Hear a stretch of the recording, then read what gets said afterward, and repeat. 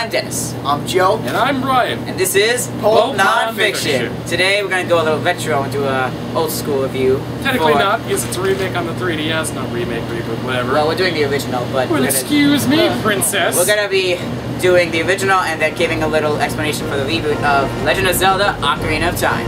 Very good game. For the 3DS. Most people say it's like one of the greatest games of all time. That was a very fair accusation. Exactly. It's very hard to go against that because it's just that good. Yeah, first released in 1998 for the Nintendo 64. Best console ever. Sorry. Yeah. This is the first console Zelda title since A Link to the Past on the Super Nintendo. And it's the first 3D Zelda game. Exactly. Okay, so, story. So, Brian, mind explaining the story for us? Oh, I would love to. You see, you play the fabled hero of time, Zelda. Zelda is that of the fairy people, because Zelda herself is a fairy person. And so you see, Zelda must then save the fabled hero of time, Ganon. And you see Ganon's being held by Link, the dark overworld of the Negative Land. But then Metroid comes in and it saves the day. I'm a banana. The actual story of this game, it takes place between two time periods, the past and the present. And it follows the hero Link, who in the past is young and in the present is older. Really? And basically he has to rescue the Princess Zelda from the evil Ganon and prevent Ganon from getting the pieces of the Triforce, because Ganon took over the world in the future, but Link has to go back in time, then go and then get the thing so that he can defeat him in the future. Past! Okay. But in the past he doesn't. Okay, I think I should explain the story. The water temple! I think I should explain the story. Okay, it starts off with you being young Link who lives in Kokiri Forest and... Who cares? Okay. Okay, so it first takes place in Kokiri Forest where young Link is the only boy there who does not have a fairy. But then Link gets a fairy known as a very infamous Navi, and I think we all know how that turned out. She's actually the best side companion in the game because she tells you all types of information that you're never gonna need. Hey Link! There's a lock on this door! You won't be able to open it! Okay, you started as Link as a little forest kid, and then you're chosen to be the hero of time where you have to get 3 stones, and then when you get those 3 stones, you get the Master Sword and become an adult, and then you save the world. The gameplay in the game is very much the pioneering of the genre. This is really the first well-made 3D action adventure. For it being a first-time 3D game, I have to say, they did an amazing job. Yes, I'd just like to say that the major focus on the game is combat, using items to solve puzzles, and it was very well done for its time. Many of the puzzles, instead of just doing something cheap like saying, go to Tower X so you can collect item X so you can beat Dungeon Y, it really does take its time, and it tries to make the player think, rather than just saying, you go this and that, just collect whatever. That's it. Yeah, it's a very strong testament that a game that was made, what, 15 years ago, still holds up to this day. And that's shown through the remake. Yes. So we'll get into a second. Alright, and then, so gameplay very solid, and still holds up today, and like Joe said, after 15 years, it still holds up today as a cult classic for the N64. And now 3DS. And now 3DS. Okay, well now since that's down, we have the presentation. Alright. Let's see how this game pans out, music-wise and graphic-wise. Yeah, we decided to take the sound and graphics and put them together. So, okay, Joe, would you like to start out? Oh, well, I think it goes without saying, the music in Legend of Zelda is some of the most memorable music to this day. I mean, Legend of Zelda is one area that music is really one area that Zelda has never really struggled with. It's always, hit those right notes at the right time. It's just all around so many memorable tracks. Thumbs up for Darunia Dance.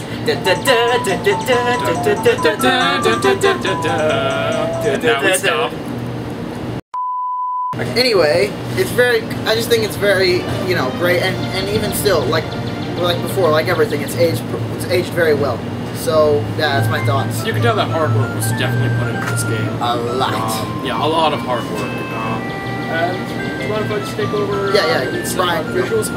I must say that being sort of a for being a collector on retro games, I have to say that Legend of Zelda Ocarina of Time. When I first looked into it, I thought it looked very bland and dull. Really, once I went into the game, I saw all the care that they took to make each enemy seem different, each of them having their own sort of background, how they look, the colors and shading. It's an absolutely visual masterpiece. I think the lighting in the game is way years ahead of its time, especially how they balance that very dark and gritty world while still encapsulating elements of fantasy and just bright lights and bright visuals. It really does make this game look fantastic. Extras. Alright, so this is my turn. Now, as far as extras go, Zelda, especially nowadays, is famous for having side quests that you can do apart from the main adventure, which, while I can't really blame this game for not having as many side quests as you have, considering that it is the very first. But it does. Sword. Yep. You know, you're fighting against the Water Temple dungeon boss? Easy. You're fighting against Midna? Easy. You're fighting against Lord Ganondorf III? Easy. Well, I like that. So, and then you also have your side quest of getting the bottles. Okay, you know, when it comes to Zelda, bottles, while they do help a lot, it's very bland. It's like really they're a pain to get. Epona, which brings me to the next one. You get to ride a horse. That's my favorite part. Game of the Year edition, guys. Yeah, you learn a song as a kid, and then when you go back to that farm as an adult, you get a horse, Epona, and it has an awesome song. Da da da. Da. Okay. Anyways, and then you also have obviously your Ocarina. You have also you have your Green Fairy, who can give you a lot of different magic spells. 3. One of which is like a big fire attack. One all superfluous to the game. You don't actually need it to actually pass, but they're very nice add-ons, and they help you, go through the quest. It really does make it easier. Yeah, they use it. Except for one that just teleports you. Oh great! I'm a fantastic wizard. I'm going to give you godlike powers. What's that? Teleport into the fire. And then there was the big shield, which took up all of everything. Then you have your spin attack and double health, and that's it. And then now onto the what do you do? I'm just looking at the game. Now onto the comparison with the original game. With the original game with 3D, with exactly. the 3DS version. See, in 2011, I mean, obviously it's doing better now, but back then it sucked. So they need some games. So what do? They remake one of their best games of all time, and it's awesome. Star Fox 64. Yeah. Yeah.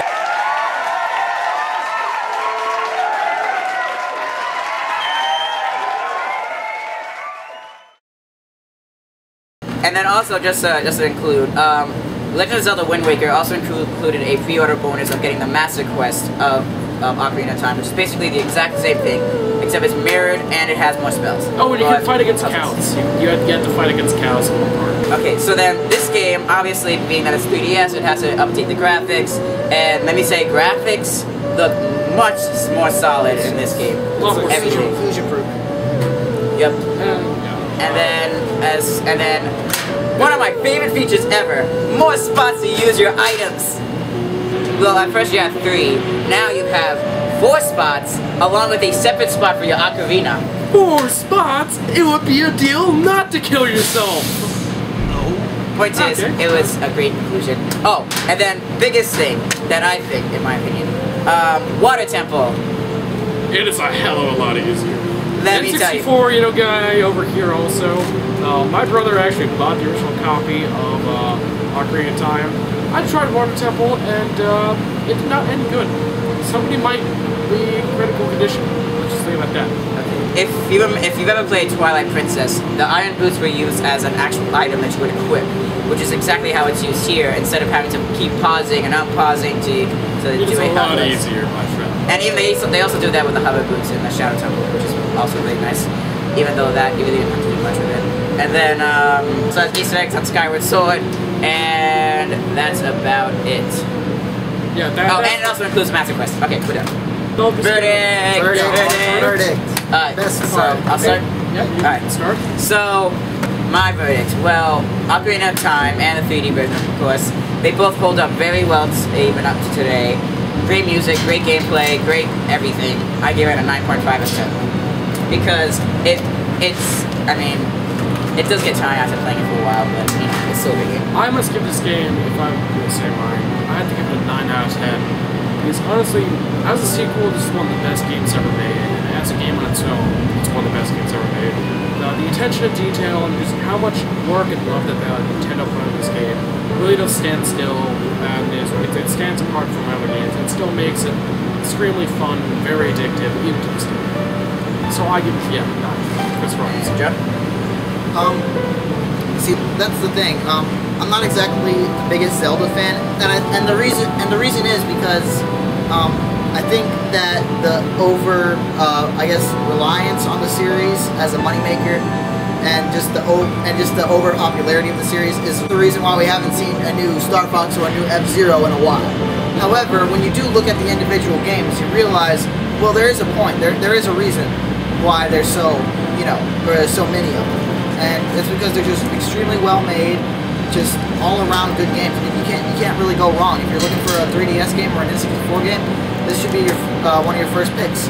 So with that in mind, I'm giving it, same as Brian, a 9 out of 10. So I guess I could be an average of 9.25 out of 10. Yep. Yeah. So I am Dennis. I'm Joe. And I'm that one. And this has been Both Non-Fiction.